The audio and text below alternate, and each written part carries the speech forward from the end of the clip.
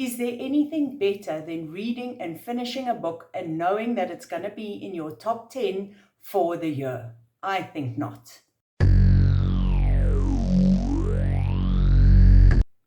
Hello my friends, Kim here, and welcome to my very first video on my new channel called Bookworm Buzz. Thank you so much for joining me today, my friends, and I'm so excited to be filming this video and in fact to have started this channel.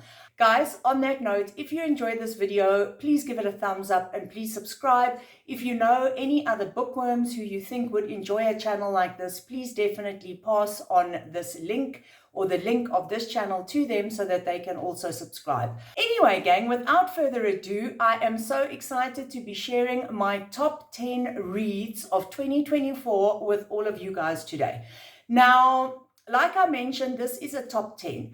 So in the 2024 year, or should I say in my reading year for 2024, I finished a total of 65 books, you guys.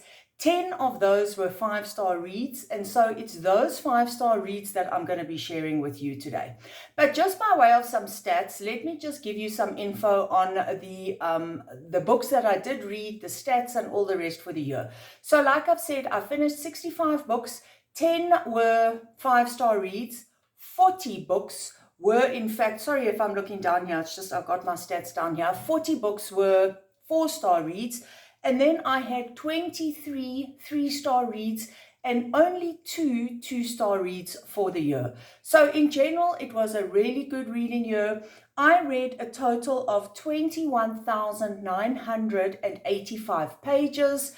The genres that I tend to gravitate towards are thrillers and mystery novels, crime, psychological thrillers.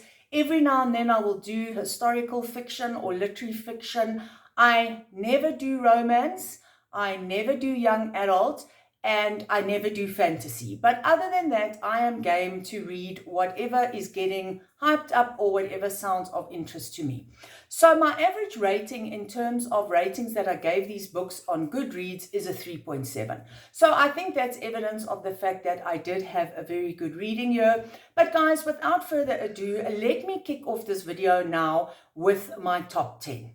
So, starting off in 10th position, and just to let you guys know, obviously I'm going to start in 10th position and I'm going to count down to first position, which is obviously my favorite book of the year. So in 10th position, my friends, we have this book over here. This is Flowers in the Attic by V.C. Andrews. Now, this book is actually a bit of a classic, guys, because this one was first published in 1979. So for me to have a classic in my top 10 is actually saying a lot, because I am not someone who gravitates towards reading classics. I don't tend to enjoy them. So this was a real surprise for me. Now, just to let you know a little bit about the book, this story is told from a very sort of isolated, confined setting, in that the majority of the book actually is set in a bedroom and an attic, because there are 4 children that get locked in this attic and this upstairs bedroom by their mother. They are taken to their grandparents' house. They are locked in the attic, reason being that their mother is trying to re-establish bonds with her own parents after their relationship broke down, and her father does not in fact know that she had 4 children. She in fact married her uncle, I think it was, and yeah, anyway, very bizarre, but she married her uncle or her half uncle or her step uncle, or I don't know, something like that, and she was basically disowned by her parents, and her parents never knew she had 4 children. However, her parents are very wealthy, so when her husband passes away, she returns to her parents' house to try and re-establish a relationship with them so that she can hopefully be in the will when her parents pass away. But for this reason, she has to hide her children from her parents, and she does hide them in the house in the attic. She keeps telling the children that it is going to be for a very short period of time, but as weeks turn into weeks and weeks turn into months and months turn into years, these children just live in this attic. Now, as you can imagine, this story has a very psychological aspect to it. I'm sure it's quite clear that 4 children living in an attic in that sort of isolation would be very, very difficult and would obviously lead to psychological issues and other issues for the children. So I found this novel really very enchanting, very dark in a way, but don't be overly cautious about that, because it's not dark in a really vicious or horrible way, but it is dark in a psychological way. The story is also told through the eyes of one of the children, Kathy, and so I think she's the middle child, and so she sees the impact that this isolation is having on her younger siblings as well as her older brother. Now, I must warn you guys, there are some dark themes in this novel, obviously. There's psychological abuse, there is some physical abuse, there are all sorts of other dark issues going on. And for those of you that are very sensitive, there is also an aspect of incest to this story. Not just in terms of the mother marrying her step uncle or half uncle or whatever it was, but actually in terms of Kathy and her older brother that have been locked away in this attic for, I think by the time the story ends, they were locked in there for a total of about 4 years. But I thought that the incest side of the story was done really well. I understood that it did add to the story. It wasn't just put into the story for shock value, but I also do feel that if you are going to be very sensitive to stuff like that, then this might not be the book for you. Having said that, I feel the incest is done fairly mildly. There are no hectic sex scenes or anything like that, but I just thought I should mention it in case any of you are sensitive to that. So guys, this is indeed a read that I would recommend if, like I say, it sounds appealing to you and you can handle the sort of darker aspects to the story. I love this one. I was very engrossed by it. It's a little bit of a slow burn at times, but I really did enjoy the psychological aspects. And so, like I say, this book comes in 10th position for the year. Okay, my friends, then in position number 9, we have a book called Sundial, and that is written by Catriona Ward. Now, just out of interest, those of you who might recognize the name Catriona Ward, it might be because you read this book from her. This is a previous novel that she wrote, and it was one of my favorite books of, was it 2022? It wasn't last year. It must have been 2022. This one is called The House on Needless Street. I absolutely loved this book, gave it 5 stars. And so when I saw that she had published a book called Sundial, I decided to grab it and to pick it up. Now, as with Catriona Ward, she has a very distinct writing style, a very different type of style, and I just gravitate to her books. They can sometimes be a little bit of a slow burn, as the Sundial was, but in general, I just absolutely love the story. I actually finished this book and I was like, what the F did I actually read? But I definitely recommend this book for those of you that can take a little bit of a slow burn. I don't know how to describe it. I don't think I would describe this one 100% as a thriller. It's probably more of a psychological horror is maybe the right word to use. But whatever it is, I can tell you that there was something about this book that was just there under the surface that absolutely hooked me. The story is actually told by 2 characters, firstly Rob and then also her daughter Callie. It is a story about family, it's a story about living out in the desert, and then the story just goes in all sorts of different directions where, like I say, you need to be comfortable with not always feeling like you're on top of things, not always feeling like you know exactly what's going on, but yet, like I say, there will probably be that element of some intrigue that just hooks you like it did me. And I absolutely loved this book for all of those reasons. But also, I must tell you, there are some darker aspects in the story.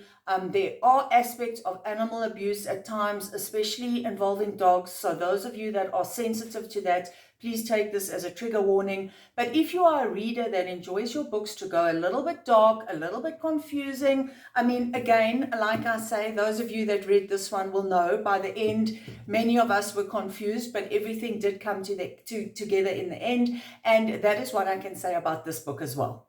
The only other thing that I can say, guys, is that Callie's chapters in this book were very, very creepy, and Rob's were just a treasure trove of information about her childhood. And I don't know, there was just something that I absolutely loved about this book. I don't want to say too much, and as you've probably gathered, I actually haven't said too much about the storyline because, as with many reads, I think going in blind is probably the best thing to do. But definitely look this one up, read the blurb, and see if it might be of interest to you. I love this one. It's number 9 on my list. Then in position number 8, we have this fantastic novel. This one is called Look Closer by David Ellis. This is definitely what I would describe as a thriller. It is very fast-paced. There are tons of twists and turns. It will absolutely grip you. It's a hugely entertaining novel. This one was actually published in 2022, I think, but I only got to reading it now in 2024. So this story is basically about a couple, a married couple, whose marriage is more one of convenience. However, they have to celebrate their 10th wedding anniversary before either one of them can collect, or actually maybe it's not either one of them. I think it's before Vicky, the wife, can collect her portion of the $20 million trust fund. So in other words, this is a couple that have to stay married. They have to at least make 10 years. And then after that, they can file for divorce if they want to. And they both have a claim to the trust fund. If the marriage ends before the 10-year period, then Vicky loses all her rights to any of the money. And from there, this plot and this story develops. But let me tell you that it is not as straightforward as that. The story is ultimately told from 4 perspectives because you have, I think his name is Rob. It's Rob and Vicky, the married couple. And then you have Lauren, who is, I don't know if she was a previous lover of Rob's, but she is one of his first loves from when he was younger. She comes back on the scene. Then you've got Vicky, who approaches a financial advisor to see if this financial advisor can help her in any way to get her hands on this trust fund money if they don't make, if they're married, well, let me say if their marriage doesn't make the 10 years. And so you've got all these different characters coming into the story, and the plot, of course, thickens from there. Like I've already said, there are 4 main characters. The story is told from the perspective of these 4 characters. It's told in the past and in the present. And like I've said already, there are tons of twists and turns. It is so entertaining. It is so gripping, very well written. So if you are a fan of the thriller genre, of twists and turns, of being absolutely hooked, and if you haven't read this one yet, guys, then I would highly recommend that you get your hands on it as soon as possible. Now, moving on to the book that cracks it into 7th position. This one is called Home is Where the Bodies Are. The author is Geneva Rose. Now, at its very heart, this one is probably what I would describe as a murder mystery. And I absolutely fell in love with the story. It was just so fascinating. This is basically the story of 3 siblings who are somewhat estranged, but they reconnect and they come back together to sort out their mother's estate after she passes away. Now, from there, they uncover some things in the house. So basically, and this is not a spoiler because this is pretty much in the blurb, when they are tidying up some of the belongings and getting rid of some of her mother's things, they come across some VHS videotapes from their childhood. They decide to watch them and to reminisce and to look back at their happy family memories from when they were younger. However, on one of these tapes, there is a scene that they didn't expect, that they don't know about, and that really hits them all to the core. So basically, on one of these tapes, they see their father involved in some sort of criminal activity whereby it looks like somebody has been killed. Their father is covered in blood. Their mother also makes an appearance in this video. And it seems that together, both the mom and the dad are now trying to get rid of this body. So I'm not going to say more than that. I think that's already saying more than enough to get you guys hooked. I thought this was such a fun, interesting read. I was really hooked with this one. The characters were very interesting and very well written. It was just fun and fast-paced. It was just entertaining, and the book also contains some really great quotes that I loved. So I would say at the base, like I said, it's a murder mystery, but it really is a story about family relationships, about intimacy, about honesty, about trust. and of course about betrayal. There are tons of lies and deceit, but then there are also relationships that are very interesting to read about. And so overall, guys, this was just a fun, fast-paced read that I loved, and I have no issue recommending to all of you. And then in position number 6, guys, we have this book here, which is called The Last Party by A.R. Torr. Now, this book, again, is what I would call a thriller, mystery thriller, maybe even a little bit of a psychological thriller, and I just gobbled this one up. I absolutely loved it. So in this story, we are once again going down some darker aspects in terms of the plot and what happens in the story. So basically, 23 years ago, a man by the name of Lee Fulcrum was found at his home holding the dead body of his 12-year-old daughter. And her 2 friends that had been with her for her birthday were also found dead at the scene. So, I mean, right off the bat, you can see that that goes down some seriously dark avenues. And then we also have the perspective of another woman in the story called Perla, who is the mother to an 11-year-old daughter by the name of Sophie. Now, guys, I must just tell you that this book goes dark. It does not go gruesome, but it just goes dark. The story is in fact told through Perla's perspective, as well as some of the diary entries of her daughter Sophie.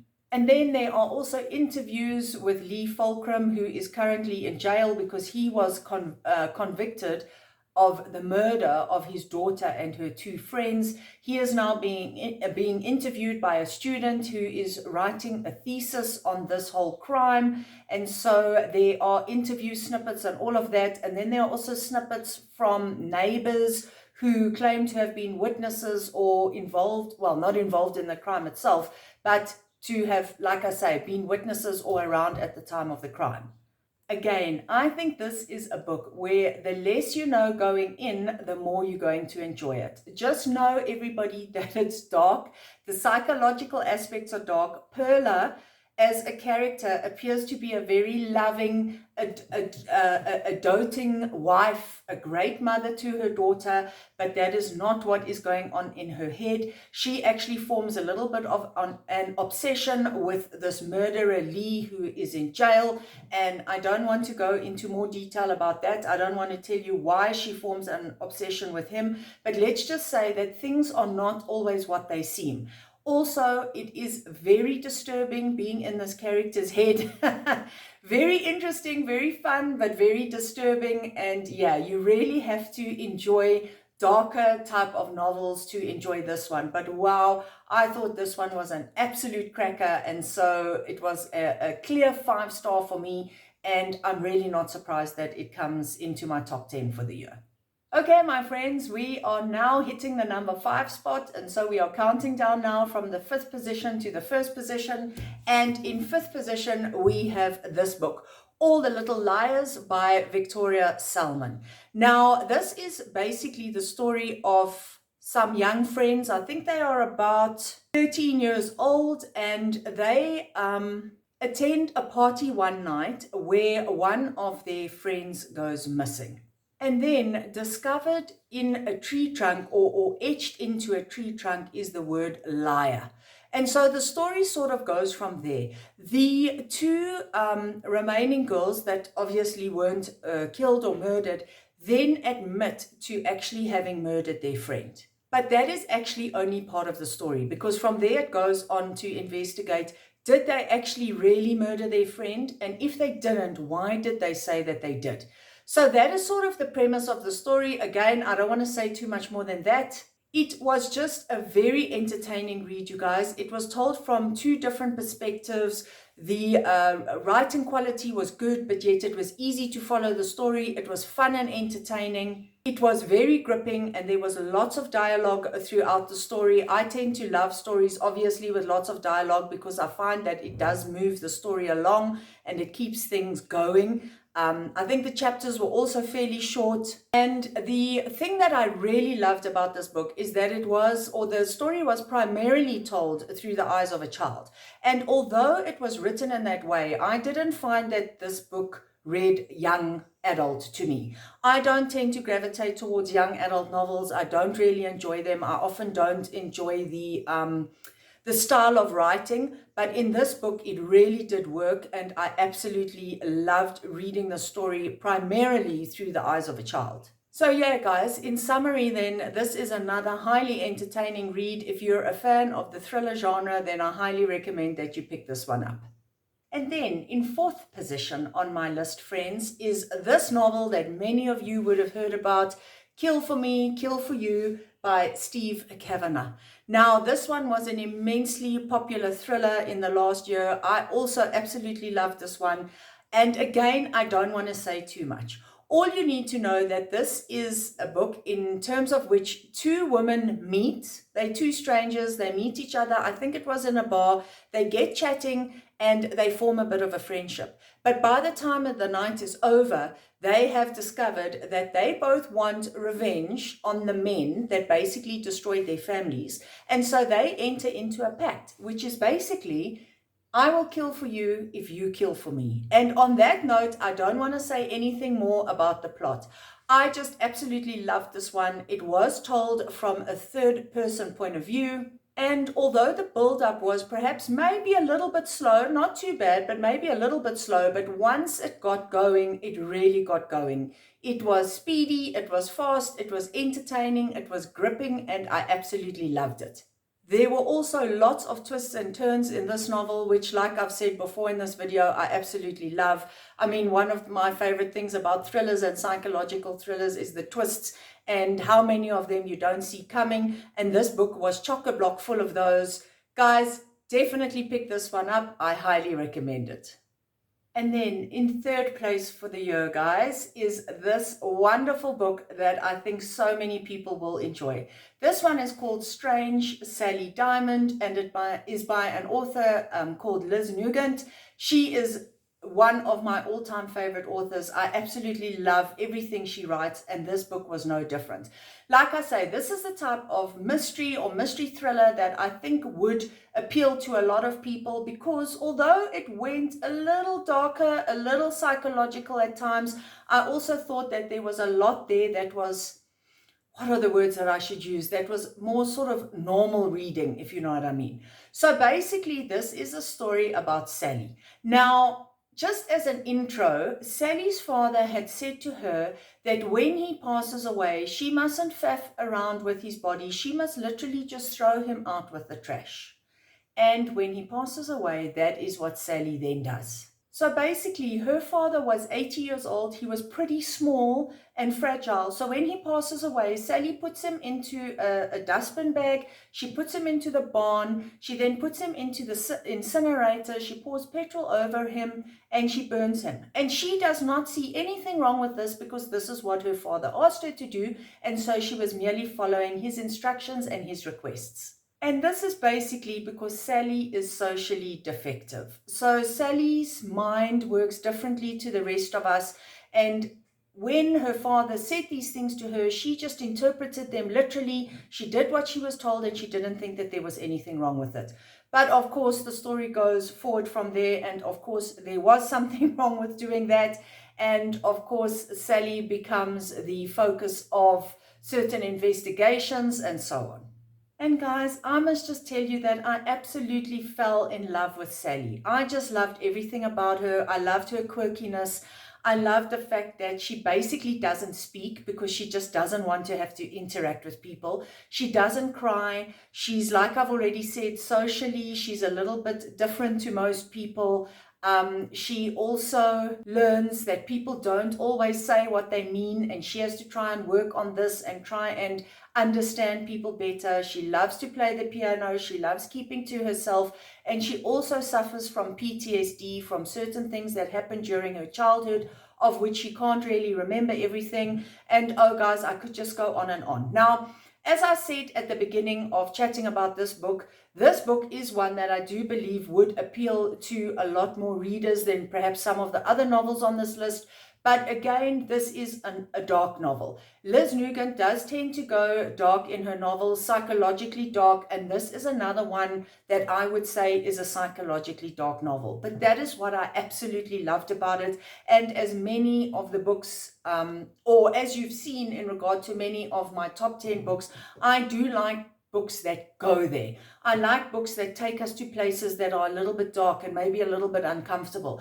I enjoy books like that, and I specifically enjoy them when the darkness has more of a psychological aspect to it rather than a gruesome, I don't know, torture type of aspect to it. So this book, I can say, does go there in terms of darkness, in terms of being psychologically dark, but it doesn't go gruesome, it doesn't go revolting, it doesn't go disgusting. And I just loved this one, and I absolutely loved Sally. So of course, I highly recommend this one as well. We are nearly there, my friends. We are nearly at my number one book for the year. But coming in second position is another fantastic read that I fell hopelessly in love with. This is The Trap. The author is Catherine Ryan Howard. And man alive, did I love this book. This was another book where I finished it and I was like, what the F did I actually read? The twist at the end of this book, I did not see coming. It had me, it just absolutely had me, basically. I think if I remember correctly, I had to read the ending a couple of times just because I was so impressed with it. I was so impressed with the twist. And I just absolutely love this book. Now, this is a book that is definitely a thriller, mystery type novel. There's also a serial killer aspect to this one. Again, a little bit dark, but still the type of book that I think would appeal to many people who enjoy the thriller genre. So basically, in this story, there are two sisters. One of them goes missing on her way home from the pub one night, and obviously her remaining sister, is that the word? Like I say, the one has gone missing. The other sister then takes it upon herself to look into the situation, to try and establish what happened. Where did she go? Is she alive? Isn't she alive? And man alive, this story is just so good. This is also a book where nothing is actually what it seems. And I can say that without giving too much away. And so I do think you should go into this one fairly blind. I went into this book very blind. And look how things ended up. It's number 2 on my list for the year. But before I leave this novel, and just to give you an idea of some of the writing and some of the quotes in this book, I actually just want to read you something that the one of the characters in this book says, and he happens to be a serial killer. I read this specific line in the book and I had to read it 2 or 3 times. I just fell in love with it. So bear with me, guys, while I just read you these few sentences. So basically, this is what the serial killer says. You women aren't as trusting or naive as you once were, you see. Thanks to all those bloody documentaries and true crime podcasts, you've wisened up. You now know that men like me love to use your own sweet and generous natures against you, that we'll rely on your manners and pleasantness and your being nice, and prey on your fear that the absolute worst thing someone could accuse you of is being a bitch. Now, just think about that. I just think that is such a classic comment to come from a serial killer. Basically telling, he's obviously telling a certain woman in the story, he's saying that to her, and basically just telling her that things are no longer as easy for serial killers as they used to be because women have wisened up. And that's just one of the lines or quotes in this book that I just found so engrossing. But anyway, guys, enough about that. This is my second favorite read of 2024. And then, my friends, I'm so excited to disclose my favorite read of the year. And this might come as a bit of a surprise to some people because if you check this one out on Goodreads, it actually doesn't have a massively high overall rating. But I fell in love with it, guys. And that is this book over here called Midnight is the Darkest Hour by Ashley Winstead. Clap, clap, clap, clap, clap. Drum roll, please, guys. That is my number one favorite read of 2024. This one just completely bowled me over. The quality of the writing was just stunning, so amazing. The story itself just had me gripped. It was beautiful, it was dark, it was all the good things. The ending, I don't want to say too much about the ending. I understand that the ending wouldn't have worked for maybe quite a lot of people, but it definitely worked for me. Now, in regard to this book, guys, and because it is my #1 book of the year, let me just read to you what the blurb says for this one, because I think it's important for me to read the blurb to you. It's not very long, just so that you can get a real feeling for what this book is about. And I actually think the blurb says it a lot better than I can. So here you go, guys. This one says, "Beware of the dark. You might like what you find." Ruth Collier has always felt like an outsider, even as her father rains fire and brimstone from the church pulpit. In Bottom Springs, his word is as good as law. But there are things the townspeople fear more than God, like the Low Man, a vampiric figure said to kill sinners in their beds on moonless nights. When a skull is found deep in the swamp, a hunt for the Low Man begins. Suspicion turns to Everett, Ruth's oldest friend with a dark past. As Ruth and Everett grow closer, Ruth begins to unearth the town's secrets, determined to discover the truth. But as the line between good and evil grows even thinner, how far will Ruth go to save the person she loves the most? Oh, guys, I mean, I know that description almost makes it sound like vampires and demons and all sorts of things, but it isn't really. That isn't really where the story goes. I felt this was a really great slow burn of a story. It focuses on religion, it focuses on relationships, it focuses on love.